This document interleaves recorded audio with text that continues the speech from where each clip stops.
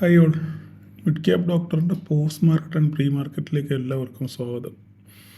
അപ്പോൾ ഇന്ന് എന്താണ് അപ്രതീക്ഷിതമായിട്ടുള്ള കാര്യങ്ങളാണ് ഇന്ന് മാർക്കറ്റിൽ സംഭവിച്ചത് അല്ലേ. ഇന്ന് നമ്മൾ നോക്കിക്കഴിഞ്ഞാൽ ഒരു പക്ഷേ മാർക്കറ്റ് വേറെ പ്രത്യേകിച്ച് നെഗറ്റീവ്സ് ഒന്നും ഇല്ലായിരുന്നു.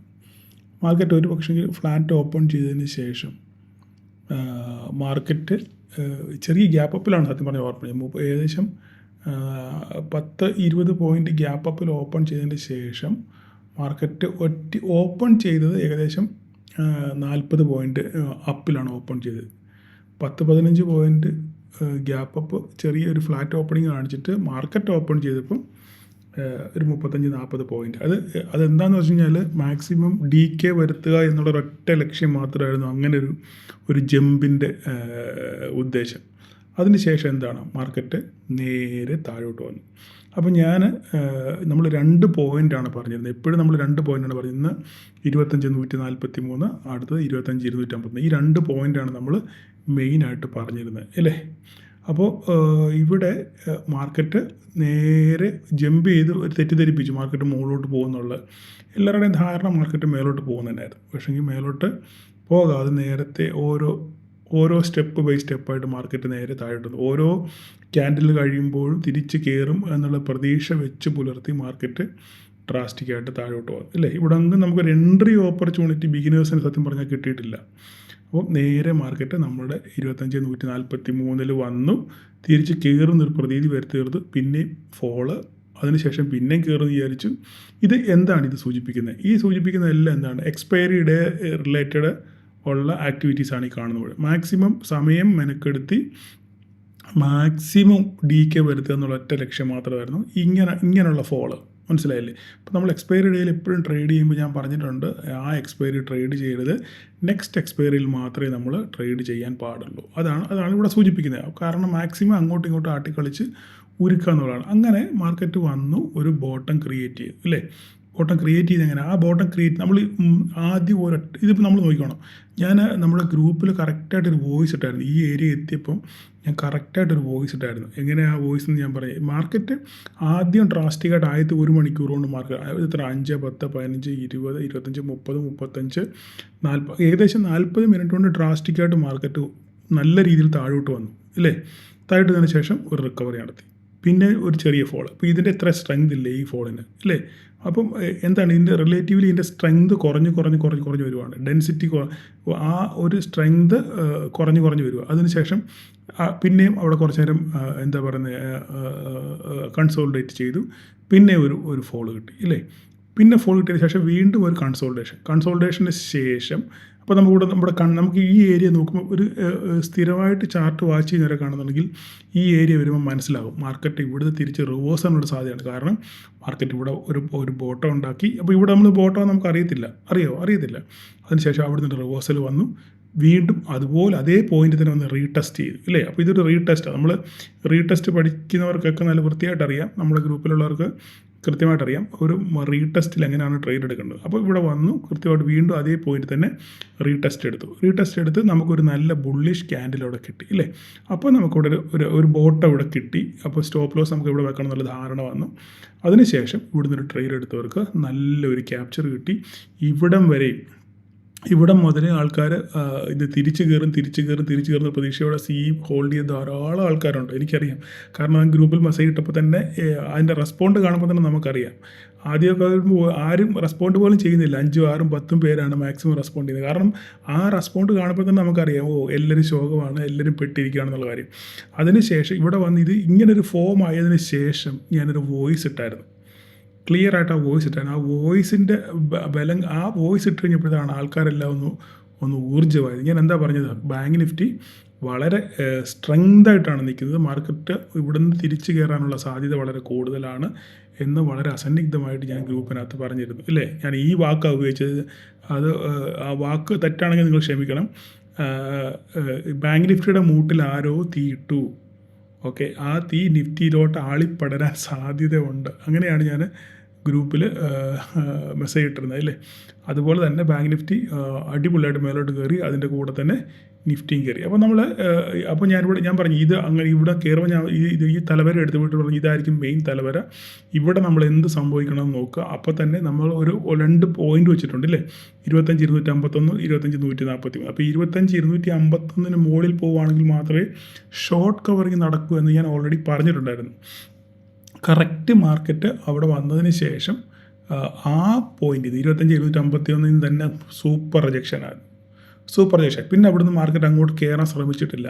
അപ്പോൾ ഞാൻ വിചാരിച്ചത് ഈ ഒരു പാറ്റേൺ ഈ inverted head and shoulder work ചെയ്യും എന്നാണ് വിചാരിച്ചത്. പക്ഷേങ്കിൽ അതേ ആ ഷോൾഡറിന് അവിടെ വന്ന് ഫുൾ റിജക്ഷൻ. അപ്പോൾ ഈ ഇൻവെർട്ടർ ഹെഡ് ആൻഡ് ഷോൾഡറിനെ പറ്റി നമ്മുടെ പ്രൈസ് ആക്ഷൻ സീരീസിനകത്തിൽ പ്രത്യേക ഒരു എപ്പിസോഡ് തന്നെ ഉണ്ട്. അതിനകത്ത് ഞാൻ കൃത്യമായിട്ട് പറഞ്ഞിട്ടുണ്ട് ഇതിൻ്റെ കൺഫർമേഷൻ എങ്ങനെയാണ് ഈ ഷോൾഡർ ബ്രേക്ക് ചെയ്യണം അല്ലേ. ഈ ഷോൾഡർ ബ്രേക്ക് ചെയ്തെങ്കിൽ മാത്രമേ നമുക്കൊരു ഹെഡ് ആൻഡ് ഷോൾഡറിൻ്റെ ഇൻവെർട്ടർ ഹെഡ് ആൻഡ് ഷോൾഡറിൻ്റെ കൺഫർമേഷൻ നമുക്ക് ലഭിക്കുകയുള്ളൂ എന്ന് ഞാൻ കൃത്യമായിട്ട് ഇത് പഠിപ്പിച്ചിട്ടുണ്ട്. അപ്പോൾ എത്ര പേർ ഓർക്കുന്നുണ്ടോ എന്ന് എനിക്കറിയത്തില്ല.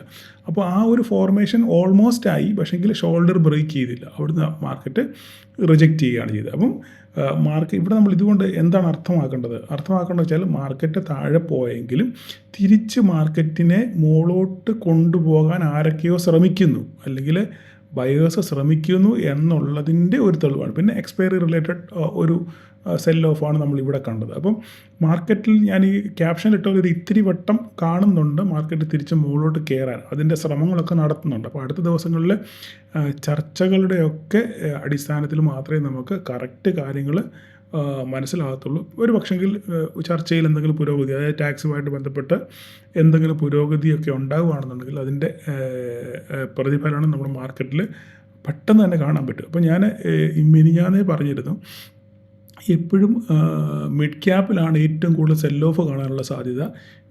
ബാങ്ക് നിഫ്റ്റി ഏറ്റവും കൂടുതൽ സ്ട്രെങ്ത് ഇപ്പം ബാങ്ക് നിഫ്റ്റിക്കാണ്. അതിൻ്റെ കൂടെ തന്നെ നിഫ്റ്റി കയറാനുള്ള സാധ്യതയുണ്ട്. പക്ഷേ ഈ മിഡ് ക്യാപ്പ് ആയിരിക്കും ഇതിന് താരതമ്യേന ഒരു പെർഫോമൻസ് കുറവായിട്ട് നിൽക്കുന്നത് എന്ന് ഞാൻ ഓൾറെഡി പറഞ്ഞിരുന്നു അല്ലേ. പെർഫോം ചെയ്യാൻ സാധ്യത വളരെ കുറവുള്ളത് മിഡ് ക്യാപ്പാണെന്ന് ഞാൻ പറഞ്ഞിരുന്നു. അപ്പം ഇനി നമുക്ക് നാളത്തെ കാര്യം നോക്കാം. അപ്പോൾ ഇന്നത്തെ ഇത്രയും കാര്യങ്ങൾ. അപ്പം നമ്മൾ ഇതിനകത്ത് വേറൊരു കാര്യം കൂടെ മനസ്സിലാക്കണം. 1-2 ന്യൂസിൻ്റെ കാര്യമായിട്ട് ഞാൻ പറയാം. അപ്പോൾ ഇതിനകത്തിൽ മാർക്കറ്റ് ഒരു ന്യൂസിന് വേണ്ടി വെയിറ്റ് ചെയ്യുകയാണ്. നമ്മൾ ആ കാര്യം മറന്നുപോകല്ല. മാർക്കറ്റ് എല്ലാ കാര്യങ്ങളും ഡിസ്കൗണ്ട് ചെയ്തിരിക്കുകയാണ് ഇല്ലേ. ഈ H1B വിസയുടെ പ്രശ്നം അത് ഓൾറെഡി ഡിസ്കൗണ്ട് ചെയ്തു, ട്രേഡിൻ്റെ പ്രശ്നം അത് ഓൾറെഡി ഡിസ്കൗണ്ട് ചെയ്തു. ഇതെല്ലാം മാർക്കറ്റിന് അറിയാം. മാർക്കറ്റ് ഓൾറെഡി അബ്സോർവ് ചെയ്തിരിക്കുകയാണ്. ഇനിയും ഏതെങ്കിലും രീതിയിൽ ഇന്നലെ ഞാൻ പറഞ്ഞു, ഏതെങ്കിലും രീതിയിൽ മാർക്കറ്റിന് ഒരു പോസിറ്റീവ് ന്യൂസ് കിട്ടിയാൽ നമ്മൾ വിചാരിക്കുന്ന പോലെ ആയിരിക്കത്തില്ല മാർക്കറ്റ് ഇവിടുന്ന് പറക്കും. കാരണം GST ഓൾറെഡി മാർക്കറ്റിലുണ്ട്. അതിൻ്റെ ഇമ്പാക്റ്റ് ശരിക്കും മാർക്കറ്റിൽ കണ്ടു തുടങ്ങിയിട്ടില്ല ഇല്ലേ.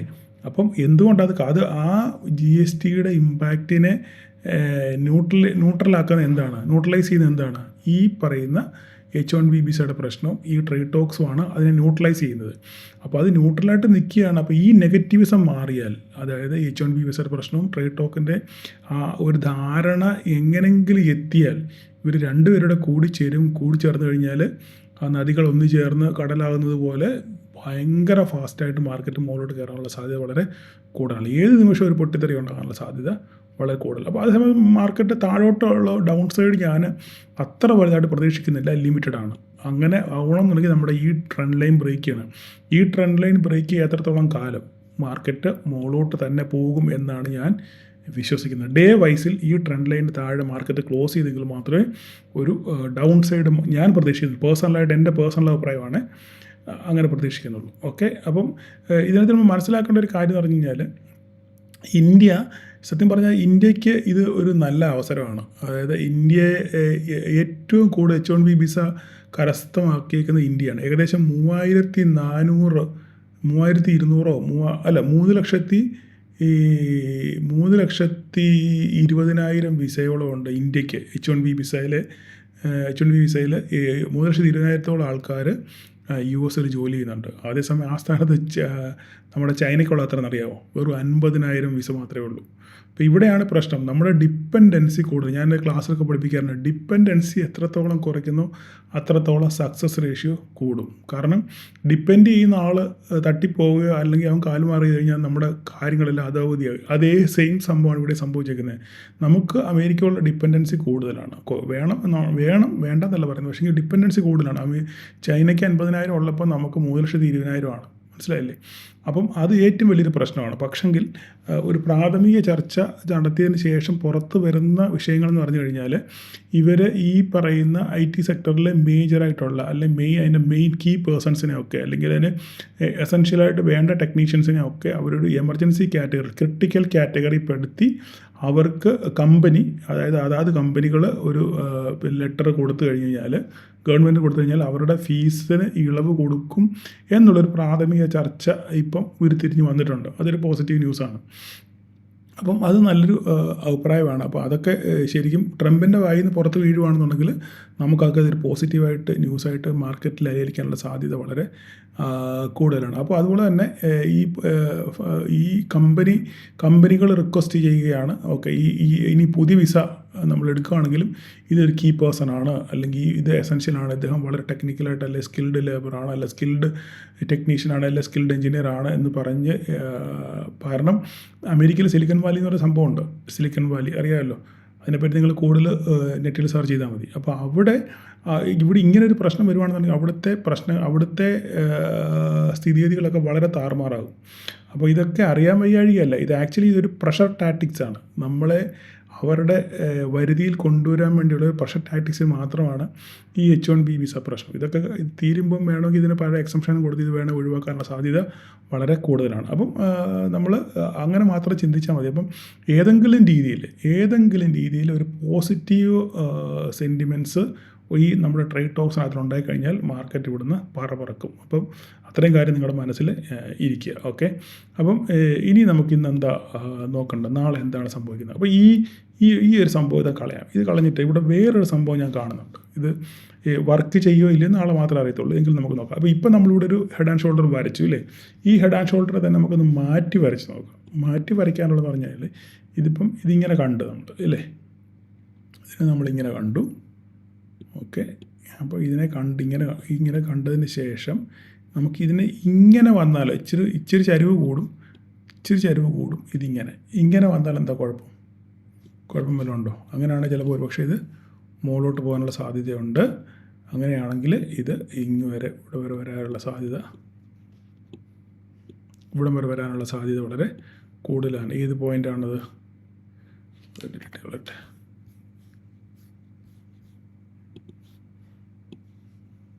ഏത് പോയിൻ്റാണ്? 25,401. ഒരു പക്ഷെങ്കിൽ അവിടെയൊക്കെ വരാം. നാളെ ഒരു പോസിറ്റീവ് ന്യൂസ് വരികയും ഓക്കെ ഒരു ഗ്യാപ്പ് അപ്പോഴുകൂടെ മാർക്കറ്റ് ഓപ്പൺ ചെയ്യുകയും ചെയ്താൽ ഈ 25,251 ക്രോസ് ചെയ്യുകയും ഇതിൻ്റെ മുകളിൽ നിലനിൽക്കുകയും ചെയ്തു കഴിഞ്ഞാൽ ഒരു പക്ഷെങ്കിൽ 25,338 എത്താനുള്ള സാധ്യതയുണ്ട്. 25,338 കടന്നു കഴിഞ്ഞാൽ ഷോർട്ട് കവറിങ് നടക്കാനുള്ള സാധ്യതയുണ്ട്. 401 ആയിരിക്കും കൺഫർമേഷൻ. മനസ്സിലായോ? 401 കടന്നു കഴിഞ്ഞാൽ പിന്നെ പറക്കും. അപ്പോൾ നാളെ ഗ്യാപ്പ് അപ്പ് ആണോ ഫ്ലാറ്റ് ഓപ്പണിംഗ് ആണോ നോക്കുക. ഫ്ലാറ്റ് ഓപ്പണിംഗ് ആണെങ്കിൽ തന്നെ 25,338 കടക്കുമ്പോൾ തന്നെ ഷോർട്ട് കവറിങ് നടക്കും. അല്ല ഗ്യാപ്പ് അപ്പിൽ ഓപ്പൺ ചെയ്യുകയാണെന്നുണ്ടെങ്കിൽ 338 കടന്ന് സസ്റ്റെയിൻ ചെയ്ത് 401 കഴിയുമ്പോഴത്തേക്കും ഷോർട്ട് കവറിങ് നടക്കും. രണ്ട് രീതിയിലാണ് ഞാൻ പറഞ്ഞിരിക്കുന്നത്, നിങ്ങൾ ശ്രദ്ധിച്ച് മനസ്സിലാക്കി വെക്കുക. അപ്പോൾ അങ്ങനെയാണെങ്കിൽ നമുക്ക് നാളെ നോക്കാം മാർക്കറ്റ്. ഇപ്പം നിലവിൽ സമയം 4:56. ഇവിടെ ഓക്കെ, ഇപ്പോൾ US മാർക്കറ്റ് പോസിറ്റീവിലാണ്. 290 പോയിൻ്റ് പോസിറ്റീവിലാണ് ഇപ്പം US മാർക്കറ്റ് ഓടിക്കൊണ്ടിരിക്കുന്നത്. നമ്മുടെ ഗിഫ്റ്റ് നിഫ്റ്റി ഏകദേശം 244 ഓടിക്കൊണ്ടിരിക്കുന്നത്. അപ്പം ഇപ്പം ക്ലോസിങ് എത്രയാണ്? 184. അപ്പം ഇപ്പം നിലവിലൊരു ഫ്ലാറ്റായിട്ടാണ് ഓടിക്കൊണ്ടിരിക്കുന്നത്. പക്ഷേങ്കിൽ നമുക്ക് നാളെ മാത്രമേ കറക്റ്റ് അറിയത്തുള്ളൂ, അല്ലെങ്കിൽ കുറച്ച് കഴിയുമ്പോഴേ ഇതിൻ്റെ സ്വഭാവം എന്താണെന്ന് നമുക്ക് മനസ്സിലാകത്തുള്ളൂ. അപ്പോൾ എന്തായാലും ഇപ്പം ഡൗ ജോൺസ് ഇപ്പോൾ വലിച്ചു വെച്ച് കയറിയാലും ക്ലോസിങ് എങ്ങനെയാണ് നമ്മൾ കണ്ടറിയണം. ഓക്കെ, അപ്പം നമുക്ക് നാളെ അപ്പോൾ താഴോട്ടത്തെ കാര്യം പറഞ്ഞില്ലേ അല്ലേ. അപ്പോൾ താഴെ നമ്മൾക്കിപ്പം ഫ്ലാറ്റ് ഓപ്പൺ ചെയ്തതിന് ശേഷം നമ്മുടെ ഈ പറഞ്ഞ 25,143 ബ്രേക്ക് ചെയ്യുകയാണെന്നുണ്ടെങ്കിൽ, ഇതിന് താഴെ പോവുകയാണെന്നുണ്ടെങ്കിൽ നമ്മൾ ഈ ലോ മാറ്റുന്നില്ല. ഈ 25,085 ക്രോസ് ചെയ്യുന്ന നോക്കുക. ഇതിന് താഴെ പോയി കഴിഞ്ഞാൽ പിന്നെ ഫർദറായിട്ട് ഫോളോ കാണും. പിന്നെ നമ്മൾ ഈ ട്രെൻഡ് ലൈൻ മാത്രം നോക്കിയാൽ മതി, വേറെ ഒന്നും നോക്കാനില്ല. ഈ ട്രെൻഡ് ലൈൻ മാത്രം നോക്കിയാൽ മതി. ഓക്കെ, അപ്പോൾ ഇത്രയേ ഉള്ളൂ നിഫ്റ്റിയുടെ കാര്യത്തിന് അതിൽ പറയാനുള്ളത്. അപ്പോൾ നമുക്ക് തലവര ഞാൻ മുകളോട്ടാണ് ഞാൻ പ്രതീക്ഷിക്കുന്നത്. തലവര ഇവിടെ തന്നെ ഇരിക്കട്ടെ അല്ലേ. ഇതായിരിക്കും നമ്മുടെ തലവര. ആ തലവര ഇവിടെ. ഈ തലവര എന്തിനാണ് പഠിച്ചിരിക്കുന്നറിയോ? ഇത് ഇവിടെ ഇരിക്കട്ടെ. നമ്മുടെ ഈ സംഭവം ആരെങ്കിലും മൂട്ടിക്കുകയാണെന്നുണ്ടെങ്കിലേ നമുക്കറിയാൻ പറ്റുമല്ലോ ഇല്ലേ. പണ്ടത്തെ കൂട്ട് അബദ്ധം പറ്റത്തില്ലല്ലോ. അപ്പം നമുക്കിനി ബാങ്ക് നിഫ്റ്റി നോക്കാം. ബാങ്ക് നിഫ്റ്റി വളരെ വളരെ സ്ട്രോങ് ആണ്. ഞാൻ ഓൾറെഡി പറഞ്ഞു ബാങ്ക് നിഫ്റ്റി നല്ല എന്തെങ്കിലും പോസിറ്റീവ് ന്യൂസ് കിട്ടി കഴിഞ്ഞാൽ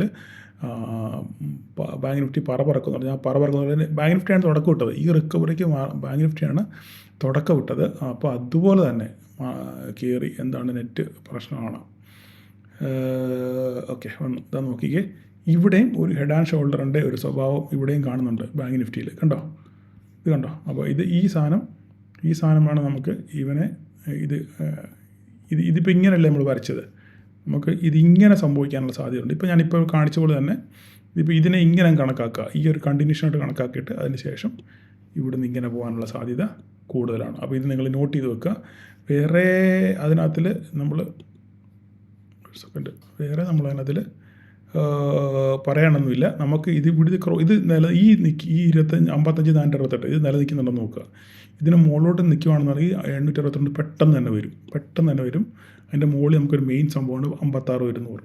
ഓക്കെ, അപ്പോൾ നമുക്ക് നോക്കാം എന്താണ് സംഭവിക്കുക എന്നുള്ളത്. ഓക്കെ ഒരു സെക്കൻഡ്. അപ്പം അത് മാത്രം നമ്മൾ നോക്കിയാൽ മതി. ഇത് 862 ബ്രേക്ക് ചെയ്യുന്നുണ്ടോ, ഇത് സസ്റ്റെയിൻ ചെയ്യുന്നുണ്ടോ, ഇതിന് മുകളിൽ സസ്റ്റെയിൻ ചെയ്യുന്നുണ്ടെങ്കിൽ മേലോട്ട് പോകും, ഇല്ലെങ്കിൽ നേരെ താഴോട്ട് പോകും. ഇത്ര മാത്രമേ പറയാനുള്ളൂ. മിഡ് ക്യാപ്പ് വളരെ ശോകമാണ്. എന്ന് പറഞ്ഞു കഴിഞ്ഞാൽ ഞാൻ ഓൾറെഡി പറഞ്ഞു മിഡ് ക്യാപ്പിൻ്റെ കാര്യം.